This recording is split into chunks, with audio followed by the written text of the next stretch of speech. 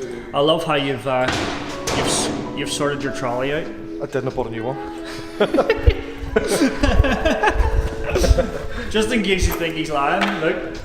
I was like, oh Michael, I love the new trolley. It's nice and clean and organised. There's the old one, right there.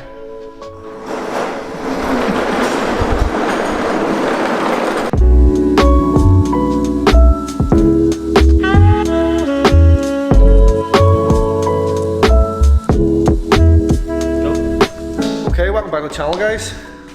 I said that, but I said I wasn't gonna Say guys. We thought we'd show you this car. We built this car, must be nearly 2 years ago. It's back in to get, it's got a few problems with its Honda that's now in it. It didn't have Honda in it before, it now does. So what's in to get it sorted, so it'll give you a bit of a idea of something that we've done in the past, and then what we're going to move on to today.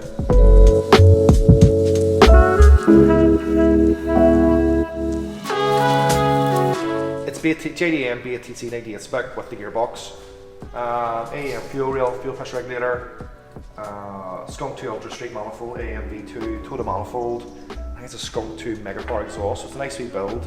Customer Ben, we pretty much put the car together and then he's put the last sort of final touches to it. The car looks really well, so it does really nice, really clean example of how extreme you can go with your engine bay. So I'm hoping to do something like this to my Jazz, which you'll probably see in a video later on, but we'll get to that later. But what are we doing today? Today what we're going to do is this DC5. It has unfortunately lost second gear and it's making a horrendous grinding noise when you let the clutch out. So we're going to go ahead and remove the gearbox, get it cleaned, and then get it stripped down for inspection to see exactly what's damaged on it and what parts are going to entail to get it repaired and back on the road again. Let's go. Let's go.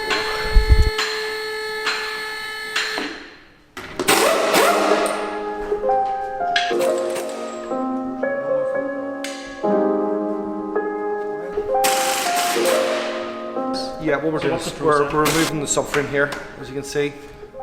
Release the ball joints from the arms. We'll get this down, and then it gives us access to the rest of the gearbox to start removing drive shafts, front rear engine mounts, bell housing bolts, lower covers, and then we'll just carry on to the part up top. So subframe's out. We've removed one of the drive shafts. We're just actually going to drain the oil, so we can remove the passenger side shaft because obviously the oil will come out through the diff seal. So what we're going to do here is, if you want to zoom in on this, Mark. Yeah, so you can see there's quite a bit of metal, so I'm going to say there's going to be quite a bit of metal inside the magnet in the casing itself. The oil itself, the customer actually does really look after this car oil wise. He does change it. You actually see the oil, you see the colour of the oil, Mark. It's really, really clean looking. Yep. So the oil I think was changed in the last few months, so we need to get it opened up and see exactly what has failed.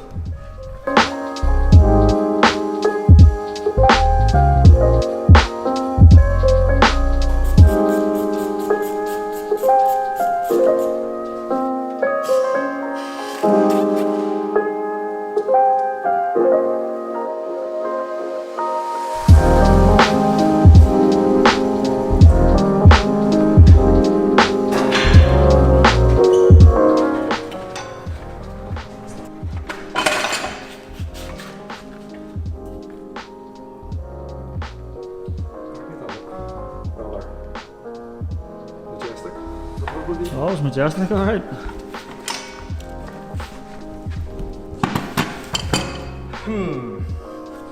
Doesn't look very good, does it? Take the gearbox off, you're taking the clutch out for what reason? Taking the flywheel out. Yeah. Take the clutch off the flywheel. And now we're going to take the flywheel off to inspect the rear crank oil seal. That, and there's also a core plug behind the flywheel that can leak.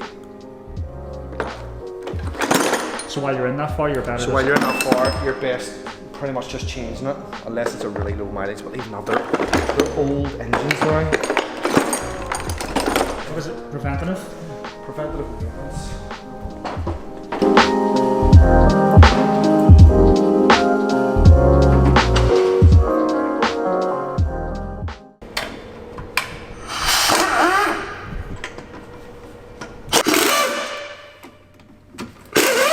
On a scale of one to do this in your driveway, what would you say this is like? It's difficult. People do it though. There's loads of That's videos. madness. There's loads of videos on YouTube. People telling you how to build your gearbox online. Loads of them. But for general geezers, No, definitely not. It's. I need a magnet. Support. First time.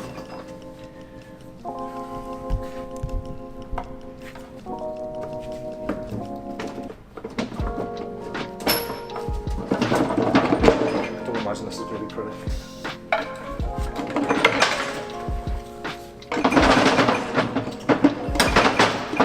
The fact that it's not coming apart says to me something's definitely busted. Oh, look, it's definitely all stuck.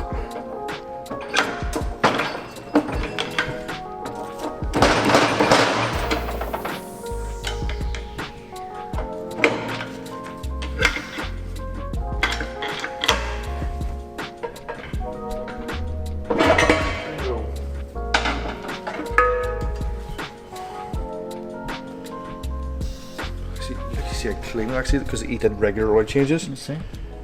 but you can see at the bottom. See the bottom of the casing, the metal. See Let it? me try and see, get to zoom out. Oh yeah. You can see the metal on there. There we go, right. So, that is second gear there. So he broke the gear. Broke that, and he's broke. Turn this around.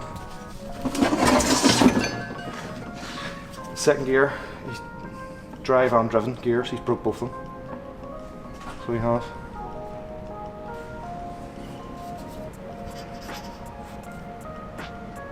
He has broke both of them. Just pulling the casing off, looking at the box, we can clearly see that it's broke teeth off second gear, the drive gear and the driven gear. The driven gear is, that obviously is on the output shaft, it's completely gone, which is why you're hearing that horrendous noise if you let the clutch out. So next step then is pull the shafts out of the box, strip them down and check all the synchros, the hubs, everything to see exactly what condition to see if this is worth repairing or whether it's just going to be a case of let's get a replacement gearbox. So we'll clearly see what's going wrong with this box. We're going to go ahead and strip it down, but we're going to end the video here. Not drag it out, it will be over 2 videos. If you have any questions regarding pulling K-Series gearboxes apart or anything technical, hit us in the comments.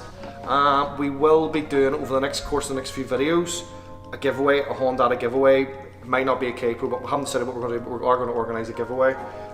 So if you're not subscribed, subscribe to keep up to date with the giveaways that we're doing. Give the video a like.